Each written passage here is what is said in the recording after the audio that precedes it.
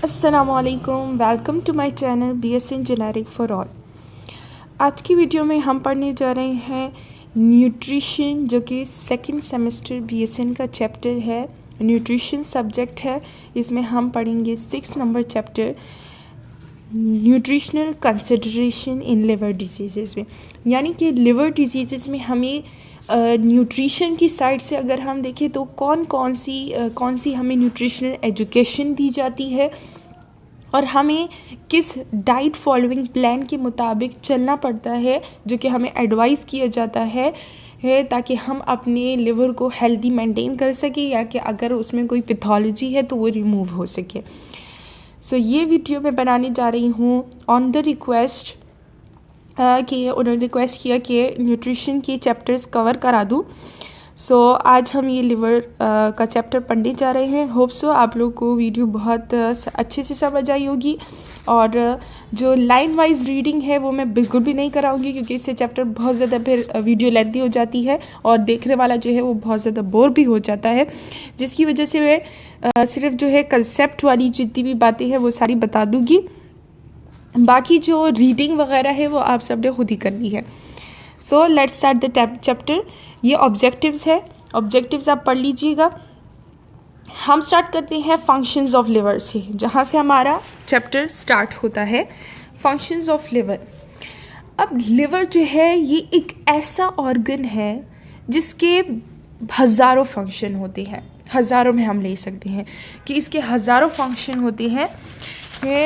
यानी कि ये एक ऐसा हमारी बॉडी का एक बहुत ज़्यादा इम्पॉर्टेंट ऑर्गन है कि अगर ये ना हो तो हमारी बॉडी के बहुत से ऐसे फंक्शंस हैं जो कि काम करना छोड़ देंगे और उससे हमारे पास डेथ भी कॉज हो सकती है।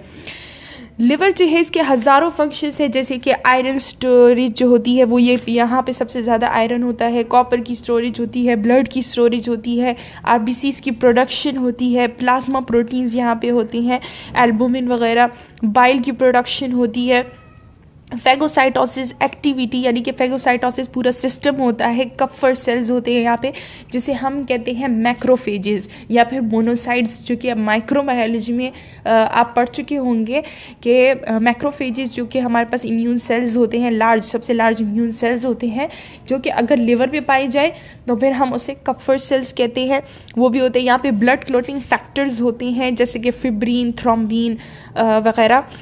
तो इसमें हमारे पास बहुत ज़्यादा जो है इसके फंक्शंस हैं। Okay, so let's start about the functions of the liver. Metabolise carbohydrate, protein and fats, यानी कि लिवर जो है वो बाइल रिलीज करता है, जो कि क्या क्या करता है, जिसके कौन कौन से ज़्यादातर जो होता है बाइल जो है वो फैट की इमल्सिफिकेशन में काम आता है, लेकिन प्रोटीन की भी मेटाबॉलिज्म करता है और कार्बोहाइड्रेट्स की भी। फिर आता है कि सिंथेसाइज करता है प्लाज्मा प्रोटीन को, यानी कि हमारे पास जितने भी डिफरेंट प्लाज्मा प्रोटीन्स हैं उसकी सिंथेसिस में हेल्प करता है, जैसे कि ग्लोबुलिन वगैरह। ये ग्लोबुलिन जो होता है, globulin, albumin, immunoglobulin, prothrombin and fibrinogen, ये सारे प्लाज्मा प्रोटीन्स जो होते हैं इनकी प्रोडक्शन जो है, इनकी जो सिंथेसिस है वो लिवर में होती है। इसमें सबसे ज़्यादा जो मेजर हमारे पास है एल्बुमिन। एल्बुमिन जो है ये सबसे ज़्यादा मेजर प्लाज्मा प्रोटीन है जो कि सिंथेसाइज होता है बाय द लिवर। इसका काम क्या होता है कि ये ब्लड वॉल्यूम को रेगुलेट करता है, ब्लड वॉल्यूम की रेगुलेशन में हेल्प करता है। फिर इसके बाद है form store vitamin and minerals. Vitamin और मिनरल्स जो है उसकी स्टोरेज भी करता है। जितने भी हमारे पास वाइटामिन मिनरल्स है, कैल्शियम, मैग्नीशियम, फॉस्फेट वगैरह, फॉस्फोरस, जितने भी हमारे पास, या पोटाशियम वगैरह, इन सब की भी स्टोरेज करता है। फॉर्म ब्लड क्लोटिंग फैक्टर्स बनाता है। ब्लड क्लोटिंग फैक्टर्स में हमारे पास फिब्रिनोजेन, प्रोथ्रोम्बिन, थ्रोम्बिन वगैरह ये सारी जो है जो कि ब्लड क्लोटिंग में हेल्प करते हैं, वो भी यहाँ पे बनते हैं। डिटॉक्सिफाई करता है drug and toxin. This is the most important function of liver, जिसकी वजह से जो है बहुत सारी जो अब हम आज के उसमें देते हैं कि बहुत सारे लोग जो होते हैं वो ड्रग एडिक्ट होते हैं, वो एक लिवर ही होता है जो कि उनको जो है इम्यूनिटी प्रोवाइड करता है उस टाइम पे, यानी कि डिटॉक्सिफाई करता है ड्रग और टॉक्सिन्स को। डिटॉक्सिफिकेशन का प्रोसेस इसमें किस तरह होता है कि लिवर जो होता है ये टॉक्सिन्स को फिल्टर करता है। लिवर के अंदर एक ख़ास साइनसोइड चैनल्स होते हैं जिसमें जो कि वो साइनसोइड चैनल्स जो होते हैं वहाँ पे हमारे पास इम्यून सेल्स होते हैं, कप्फर सेल्स जिसे हम कहते हैं, इम्यून सेल्स होते हैं, कप्फर सेल्स होते हैं। यहाँ पे हमारे पास लिवर में कप्फर सेल्स होते हैं जो कि इम्यून सेल्स हैं, उस चैनल्स में होते हैं, साइनसोइड चैनल्स में होते हैं, साइनसोइड चैनल्स होते हैं हमारे पास लिवर में जहाँ पे कप्फर सेल्स होते हैं। तो इसीलिए जब वहाँ पे कोई भी टॉक्सिन एंटर कर रहा होता है, ये कप्फर सेल्स जो होते हैं ये उसको कैप्चर कर लेते हैं और वहाँ से रिमूव कर लेते हैं। और इसके अलावा जो हमारे पास स्मूथ एंडोप्लाज्मिक रेटिकुलम होता है लिवर में, स्मूथ एंडोप्लाज्मिक रेटिकुलम जो है इसका एक बहुत ज़्यादा इंपॉर्टेंट फंक्शन है जो कि हम 9 मैट्रिक्स से पढ़ते आ रहे हैं कि ये डिटॉक्सिफिकेशन ऑफ ड्रग्स में काम करता है। अब ये किस तरह डिटॉक्सिफिकेशन ऑफ ड्रग्स में काम करता है कि स्मूथ एंडोप्लाज्मिक रेटिकुलम जो होता है इसमें एक स्पेसिफिक एंजाइम्स होते हैं जो कि जिसकी वजह से नंबर ऑफ रिएक्शंस हमारे पास चल रहे होते हैं एंजाइम्स की वजह से। ये एंजाइम्स क्या करते हैं कि लिपिड सॉल्युबल ड्रग्स जो होती हैं, lipid soluble drugs and metabolic waste into water soluble drugs, यानी कि लिपिड सॉल्युबल ड्रग्स जो है उसे उसकी मेटाबॉलिक एक्टिविटी करते हैं, उसे कन्वर्ट करते हैं वाटर सॉल्युबल में, जिसकी वजह से क्या होता है कि वो इजीली हमारी बॉडी से एक्सपेल्ड आउट हो जाते हैं। क्योंकि अगर ये फैट सॉल्युबल होते हैं तो हमारे बॉडी का ज़्यादा कंटेंट जो होता है वो वाटर से बना है, तो इसीलिए वो उसमें डिज़ोल्व नहीं हो पाते और एक्सपेल्ड नहीं हो पाते। इसीलिए ये एंजाइम्स जो हैं जो कि स्मूथ एंडोप्लाज्मिक रेटिकुलम में होते हैं वो उसे कन्वर्ट कर लेते हैं वाटर सॉल्युबल सब्सटेंस में कन्वर्ट कर लेते हैं और इसीलिए वो इजीली एक्सपेल्ड आउट हो जाता है यूरिन में। और इस तरह अक्सर लोग जो अटैम्प्ट करते हैं, ख़ुदकुशी अटैम्प्ट करते हैं, तो उसमें भी अगर वो कोई ऐसे टॉक्सिन्स वगैरह या पिल्स वगैरह खा लेते हैं तो उसकी भी डिटॉक्सिफिकेशन इसी लिवर की वजह से होती है। सो इसका बहुत ज़्यादा इंपॉर्टेंट रोल है इन ह्यूमन की फिजियोलॉजी में। फिर आता है produce and excrete bile. Liver का हम ये फंक्शन भी मैट्रिक्स से पढ़ते आ रहे हैं कि बाइल जो है ये यहाँ से प्रोड्यूस होता है, ये एक्सक्रीट करता है और फिर जाके गॉल ब्लैडर में स्टोर होता है। फिर आता है फैगोसाइटिक एक्टिविटीज़, यानी कि कप्फर सेल्स मौजूद होते हैं तो वो फैगोसाइटिक एक्टिविटी शो करते हैं, इम्यून प्रोवाइड करते हैं और एक्ट करता है as a reservoir for blood volume, यानी कि हमारे पास जो मोस्टली ब्लड होता है वो यहाँ पे होता है। पूरा जो है लिवर वो ब्लड से बना होता है और यहाँ पे आरबीसीज की प्रोडक्शन भी होती है। फिर आता है डिजीज़ ऑफ लिवर। लिवर की कौन कौन सी डिजीज़ जो है वो लिवर से रिलेटेड है। वायरल हेपेटाइटिस हो सकता है, यानी कि hepatitis A B C D जो हम पढ़ते आ रहे हैं, अगर वायरस की वजह से हो जाता है उसे हम वायरल हेपेटाइटिस कहते हैं। नॉन वायरल हेपेटाइटिस हम कहते हैं कि जो कि अल्कोहल या ड्रग या टॉक्सिन वगैरह अगर हम ले लेते हैं और उसकी वजह से अगर इन्फ्लेमेशन ऑफ लिवर हो जाए तो इसे हम कहते हैं नॉन वायरल हेपेटाइटिस। जो है ये हमारे पास अगर बहुत ज़्यादा सेवियर कंडीशन हो जाए, यानी कि कुछ मेडिकेशंस की वजह से भी हो सकता है, ड्रग्स की वजह से भी हो सकता है, अल्कोहल टॉक्सिन की वजह से हो सकता है, लेकिन अगर ये लॉन्गर पीरियड ऑफ टाइम के लिए चलता रहा तो फिर इससे लिवर फेलियर भी कॉज हो सकती है। इसके बाद आता है हमारे पास acute and chronic liver disease. Acute और क्रोनिक लिवर डिजीज़ में क्या फ़र्क है?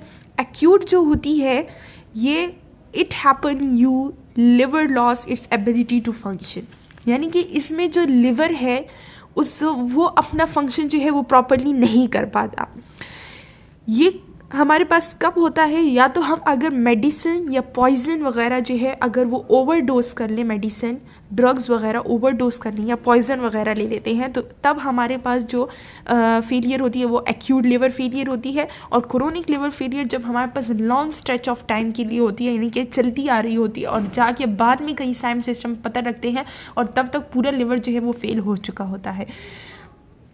फिर आता है अल्कोहलिक लिवर डिजीज़, यानी कि अल्कोहल की वजह से जो डिजीज़ कॉज होती हैं, या अल्कोहलिक हेपेटाइटिस हो जाता है और सिरोसिस होता जाता है। सिरोसिस जो है ये वो कंडीशन है जिसमें हमारे पास क्या होता है कि लिवर जो है उसकी लिवर के अंदर जो हमारे पास हेपेटोसाइट सेल्स होते हैं उसकी जो नॉर्मल मॉर्फोलॉजी और शेप वगैरह जो है वो चेंज हो जाए, यानी कि उसकी शेप और मॉर्फोलॉजी भी अगर चेंज आ जाता है तो इस कंडीशन को हम सिरोसिस कहते हैं।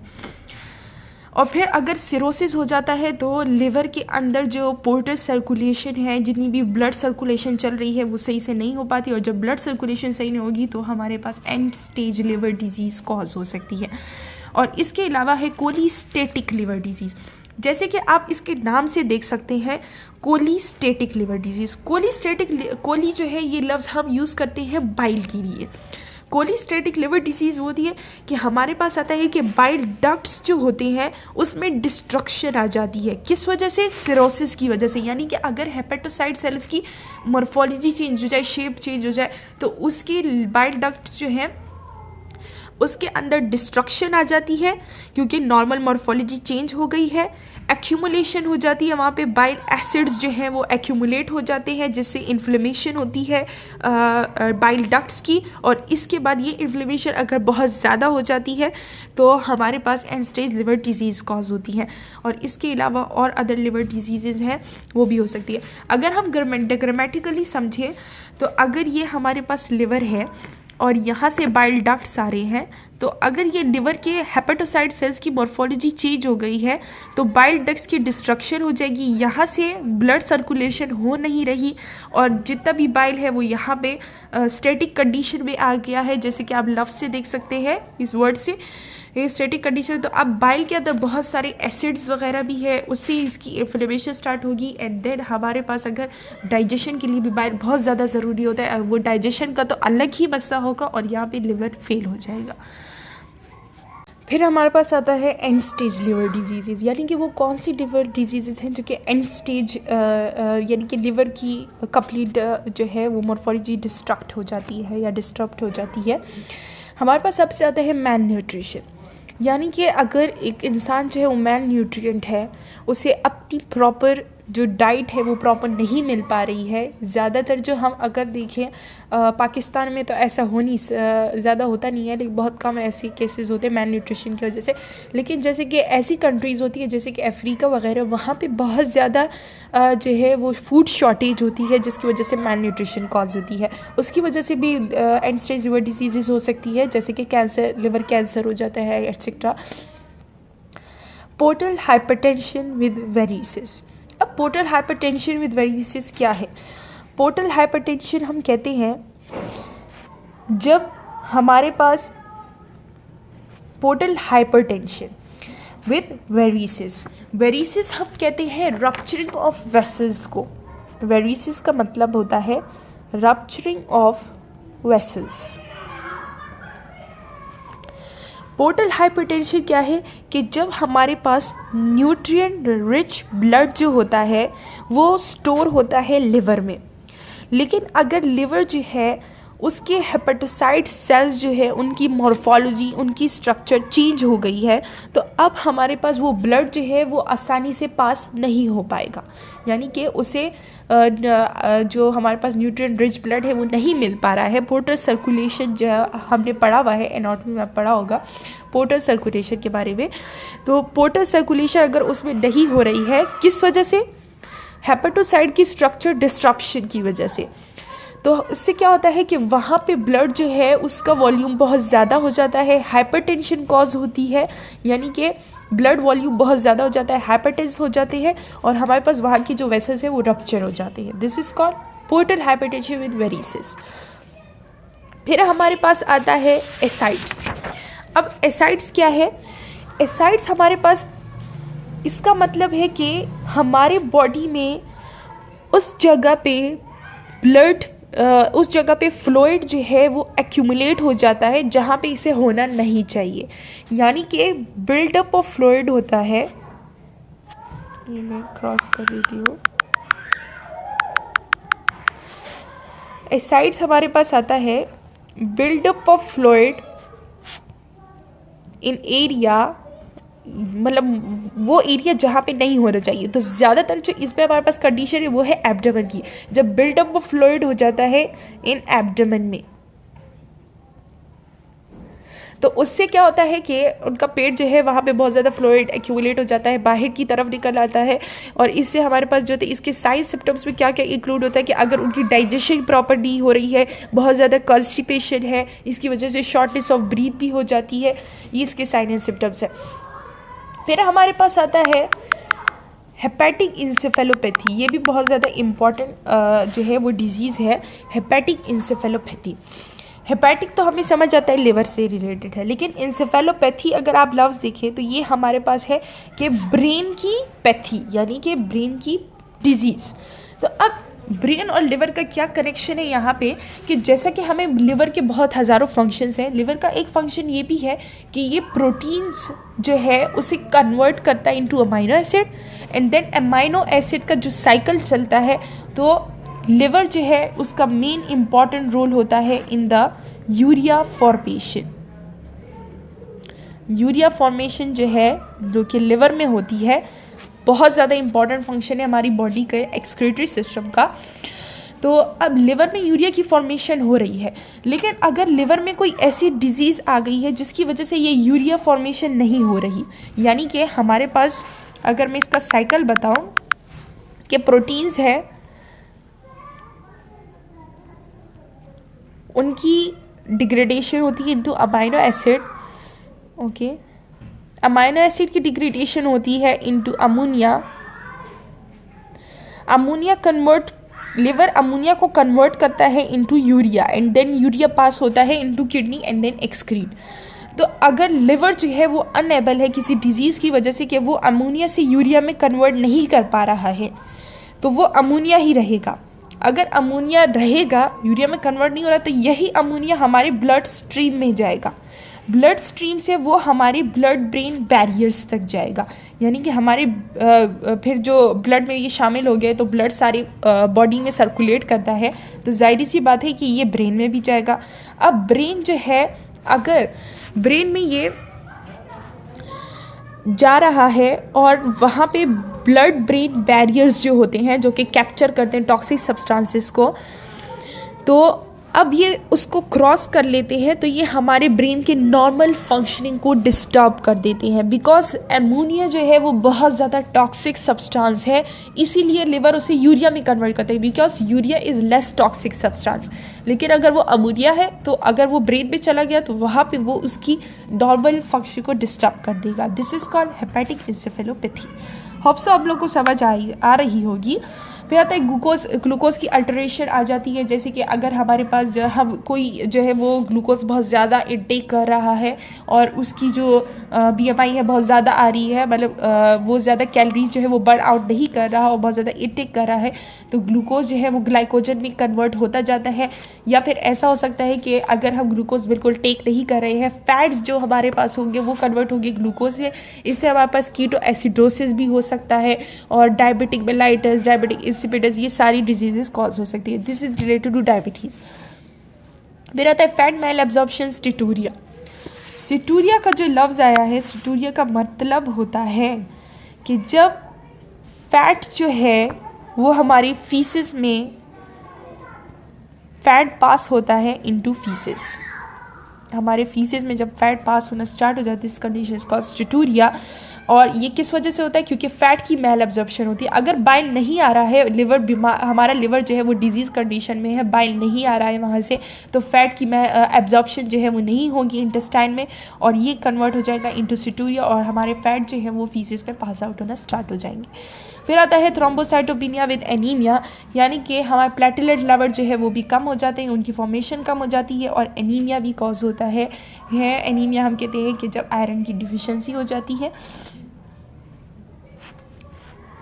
जैसे कि आप देख सकते हैं इस पिक्चर में, सेवियर मेल न्यूट्रिशन एंड एसाइड्स का पेशेंट है, इस तरह उसके एब्डोमेन में फ्लूइड एक्यूमुलेशन होती है।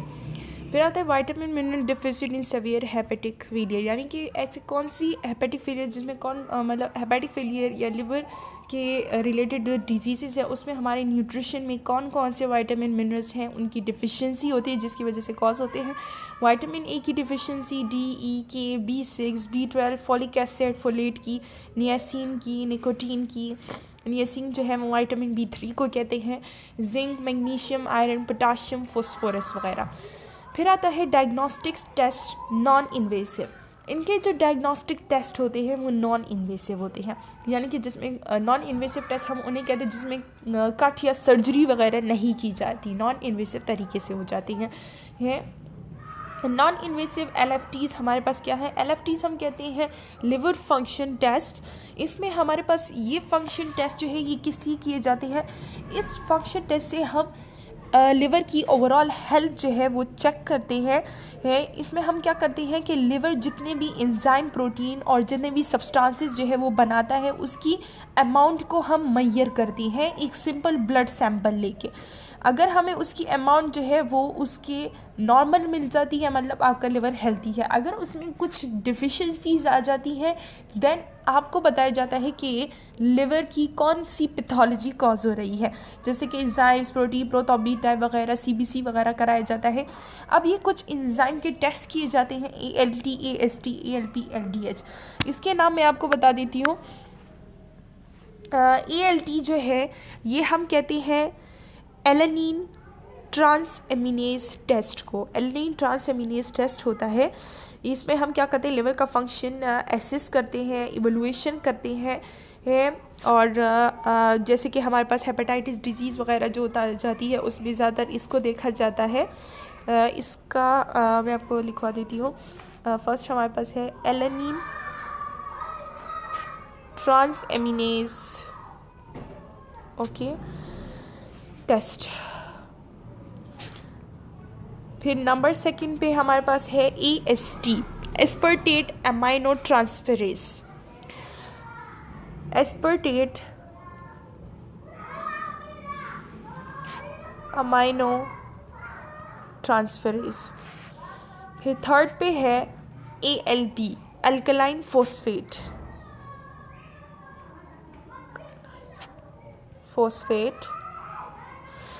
फिर फोर्थ पे है LDH हम कहते हैं लैक्टेट डिहाइड्रोजिनेज।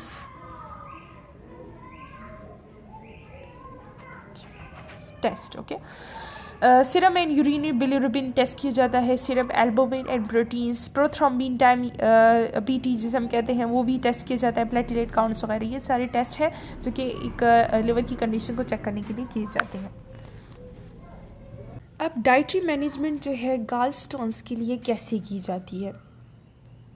हमारे पास आता है गाल स्टोन जो है वो कंडीशन होती है जिसमें गॉल ब्लैडर जो है उसमें स्टोन फॉर्मेशन हो जाती है। किस वजह से होती है? तो इसके रिस्क फैक्टर्स हमारे पास है कि अगर कोलेस्ट्रॉल इंटेक आप ज़्यादा कर रहे हैं, सेचुरेटेड फैट ज़्यादा ले रहे हैं यानी कि घी वगैरह, रिफाइंड शुगर ले रहे हैं जो कि आजकल जिसे हम टेबल शुगर कहते हैं, एंड पॉसिबली लिग्यूम्स यानी कि जो भी हमारे पास लोबिया वगैरह, दालें वगैरह आती हैं, अगर वो आप ज़्यादा इस्तेमाल कर रहे हैं यानी कि प्रोटीन्स वगैरह, तब भी ये कंडीशन हो सकती है। ओबिसिटी जो है ये बहुत ज़्यादा एक हाई रिस्क फैक्टर है फॉर गाल स्टोन्स के लिए। फैट कंटेंट इसमें बहुत ज़्यादा हो जाता है।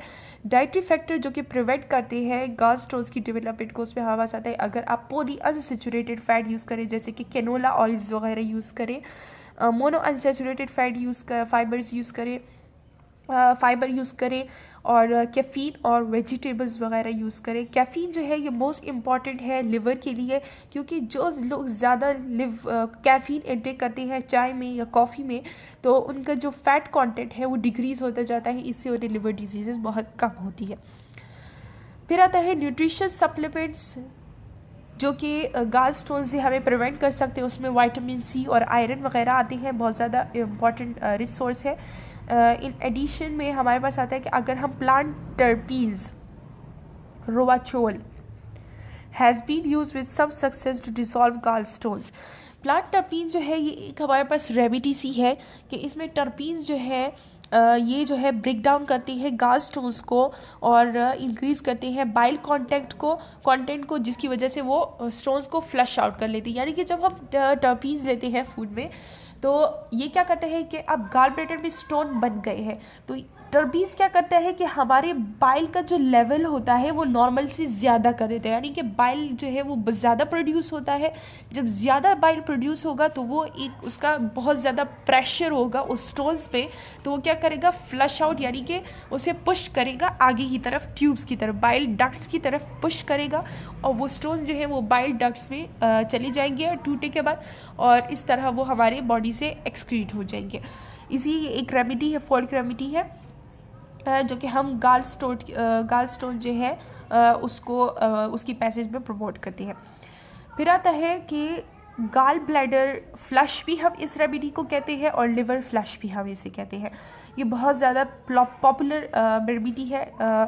इस ट्रीटमेंट में हमारे पास क्या होता है, ये हम खुद ही कर सकते हैं, यानी कि जो पेशेंट है वो खुद ही ये कर सकता है कि अगर वो हमारे पास प्योर एप्पल जूस जो है वो 4 ग्लास, यानी कि एक दिन में वो 4 ग्लास प्योर एप्पल जूस पिए, drink 4 glasses of pure apple juice and eat 5 apples per day for 5 days, और 5 एप्पल्स खाए पर डे, यानी कि हर एक दिन एक एक एप्पल खाए। देन फास्ट ब्रीफली, और उसके बाद मतलब वो ज़्यादा कुछ ना खाए, यानी कि शॉर्ट टाइम के लिए वो फास्ट भी रखे, यानी कि एनी टाइम वो खाता ना रहे। Take magnesium and then drink, उसके बाद फिर वो मैग्नीशियम सप्लीमेंट्स ले, और फिर उसके बाद लार्ज क्वांटिटी में लेमन जूस में मिक्स करे ऑलिव ऑयल बेड में जाने से पहले, यानी कि सोने से पहले। ये रेमेडीज़ अगर वो करेगा तो इससे ये फ्लश आउट रेमेडी है, जिससे उसके गाल स्टोन की जो प्रिवेंशन है वो ज़्यादा हद तक हो जाती है। अगर फिर वो बहुत सेवियर केसेस हो जाए तो फिर वो उसके लिए जो है सर्जरी ज़रूरी होती है। नेक्स्ट मॉर्निंग तो वो painlessly number of green and brown pebbles from the biliary system से पास्ड आउट हो जाते हैं, और वो फिर हमें फीसेस में दिखते भी है। एप्पल्स जो है ये इसमें पैक्टिन बहुत ज़्यादा होता है, जिस बाइल को स्क्विस्टर करता है, और इसकी एलिमिनेशन जो है स्टूल में वो प्रमोट करता है। Dietary management in liver diseases, यानी कि लिवर डिजीज़ के दौरान हमें कौन कौन सी डाइट किस तरह मैनेज करनी होगी। वो पीपल्स जिनका लिवर जो है वो बैडली डैमेज है, तो प्रोटीन फूड जो वो लेते हैं तो वो आसानी से प्रोसेस नहीं हो पाते प्रॉपर्ली, जिसकी वजह से हमारे पास वेस्ट प्रोडक्ट जो है, जैसे कि मैंने आपको हेपेटिक इंसेफेलोपैथी में बताया था कि वेस्ट प्रोडक्ट जो है वो बहुत ज़्यादा बिल्ट होने स्टार्ट हो जाते हैं, जैसे कि अमोनिया, और वो फिर ब्रेन को इफ़ेक्ट करते हैं। तो डाइटरी चेंजेस जो है लिवर डिजीज़ में, उसमें क्या क्या हम चेंजेस लाएंगे कि सबसे पहले तो जैसे कि प्रोटीन की हमने बात की, तो उसकी अमाउंट जो है वो हम कम करेंगे। इससे क्या होगा कि टॉक्सिक वेस्ट सब्सटेंसेस जो है वो कम बनेंगे और ब्रेन को इफ़ेक्ट नहीं होगा। हम कार्बोहाइड्रेट जो है अपनी डाइट में ज़्यादा इंक्रीज़ करेंगे, विटामिन्स लेंगे, और सॉल्ट इंटेक जो है वो कम करेंगे। यानी कि अगर हम सॉल्ट ज़्यादा लेंगे तो इससे फ्लूइड जो है वो बहुत ज़्यादा बनेगा, यानी कि जो कि हमने एसाइड्स में पढ़ा था कि उससे फ्लूइड बिल्डअप हो जाता है और इससे स्वेलिंग होगी लिवर में। हम large amount of carbohydrate foods लेते हैं, इससे क्या होता है कि हमारी कैलोरीज जो है डाइट में वो भी मेंटेन रहती हैं और हमें मिलती रहती हैं, यानी कि हम एनर्जी यूटिलाइज कर सकते हैं, मेटाबॉलिज्म का प्रोसेस सही होगा। मॉडरेट इनटेक लेंगे, फ़ैट जो है वो हम मॉडरेट अमाउंट में लेंगे, यानी कि बिल्कुल नॉर्मल अमाउंट में, दरमियाना मिकदार में लेंगे। अगर हमें प्रिस्क्राइब किया जाए बाय कोई भी फिजिशियन वगैरह हमें नर्स वगैरह प्रिस्क्राइब कर दे, और कार्बोहाइड्रेट और फैट डाइट जो है इसे हम इंक्रीज़ करेंगे। Help prevent protein breakdown in liver, इससे क्या होगा कि प्रोटीन की जो ब्रेकडाउन है लिवर में वो इतनी ज़्यादा नहीं होगी। अगर हम कार्बोहाइड्रेट और फैट की डाइट को इंक्रीज़ करेंगे, यानी कि मॉडरेट अमाउंट में रखेंगे, कार्बोहाइड्रेट ज़्यादा करेंगे, तो प्रोटीन्स की ब्रेकडाउन जो है वो लिवर में नहीं होगी। इससे फिर हमारे पास टॉक्सिक सब्सटेंसेस भी नहीं बनेंगे और हमारी कैलोरी इंटेक भी मॉडरेट रहेगी। हम 1 ग्राम ऑफ प्रोटीन लेते हैं पर किलोग्राम ऑफ बॉडी वेट, और less depending upon the severity of liver problem, यानी कि अगर किसी को लिवर प्रॉब्लम है तो उसकी बॉडी वेट करके हम 1 kg के मुताबिक 1 ग्राम प्रोटीन सब्सक्राइब करते हैं, और फिर कितना kg वेट है तो उतने ग्राम हम प्रोटीन सब्सक्राइब करते हैं कि आप दिन में ले सकते हैं। लेकिन अगर लिवर की सेवेरिटी, डिजीज़ की सेवेरिटी बहुत ज़्यादा है तो फिर उस पर डिपेंड करता है कि हम और ज़्यादा कम करते हैं या नहीं करते। विटामिन सप्लीमेंट्स ले सकते हैं, जैसे कि बी कॉम्प्लेक्स विटामिन जो कि वाटर सॉल्युबल विटामिन हैं वो लेंगे। ये रिड्यूस करते हैं द अमाउंट ऑफ सॉल्ट को, सॉल्ट हम कम यूज़ करेंगे, यानी कि 1500 मिलीग्राम पर डे हम इससे भी कम यूज़ करेंगे। इससे क्या होता है, जैसे कि मैंने ऊपर आपको बताया कि एसाइड्स हो जाता है, फ्लूइड की बिल्डअप होती है, एक्यूमुलेशन होती है, और लिवर की स्वेलिंग भी होती है। फिर आता है कि रोल ऑफ नर्स क्या है, नर्स का इसमें क्या रोल है लिवर की डिजीज़ में। Provide empathy and understanding and work with patient, particularly those with chronic liver diseases. यानी कि empathy, अपनापन वो उसे प्रोवाइड करती है, उसको समझने की कोशिश करती है ऐसे पेशेंट्स को, और उन्हें उनका सेल्फ एस्टीम जो है उसे बिल्डअप करने की कोशिश करती है, स्पेशली जो कि क्रोनिक लिवर डिजीज़ से सफ़र कर रहे होते हैं। पेशेंट को सपोर्ट करती है, उनको अंडरस्टैंड करती है, पेशेंट को एजुकेट करती है, उनकी हेल्थ की प्रमोशन के बारे में, डाइटरी मैनेजमेंट के बारे में उन्हें एजुकेट करती है। Undertake a comprehensive clinical assessment include risk profiling and follow up with appropriate action. यानी कि अगर एक नर्स सही डायग्नोस करेगी और अगर बहुत ज़्यादा वो सीवियरिटी केस है तो फिर उसे रेफ़र करेगी टू द स्पेशलिस्ट और एक एप्रोप्रिएट एक्शन लेगी, रेफर स्पेशलिस्ट को रेफ़र करेगी क्रोनिक और एक्यूट कंडीशंस में। Assess in collaboration with the patient with healthcare needs, taking into account the impact of their age, vulnerability, their lifestyle, culture and ethnic background. यानी कि वो उन्हें in collaboration with the patient, यानी कि वो जब assessment करेगी तो उसकी फैमिली के साथ कोलैबोरेशन में असेसमेंट करेगी, यानी कि उनको कौन कौन सी हेल्थ केयर नीड्स की ज़रूरत है उसका, और जो हेल्थ केयर नीड्स उनको ज़रूरत है, अगर इसकी मेडिकेशन वगैरह या हम जो भी एक्शन लेते हैं तो उनकी एज पे क्या इम्पैक्ट होगा, उनके लाइफस्टाइल पे, उनके कल्चर पे, उनके बैकग्राउंड वगैरह पे। Develop and evaluate a self management plan with the patient who has predisposing factor. वो डेवलप और इवेलुएट करती हैं सेल्फ मैनेजमेंट प्लान, यानी कि उनके लिए एक ऐसा मैनेजमेंट प्लान बनाते हैं जो वो पेशेंट ख़ुद भी कर सकता हो, और उनकी लिवर डिजीज़ जिन जिन फैक्टर से हो सकती है उनको प्रिवेंट करने की कोशिश करती हैं और उन्हें उनके बारे में एजुकेट करती हैं। Work alongside with the patient to address the psychological and social impact of their condition।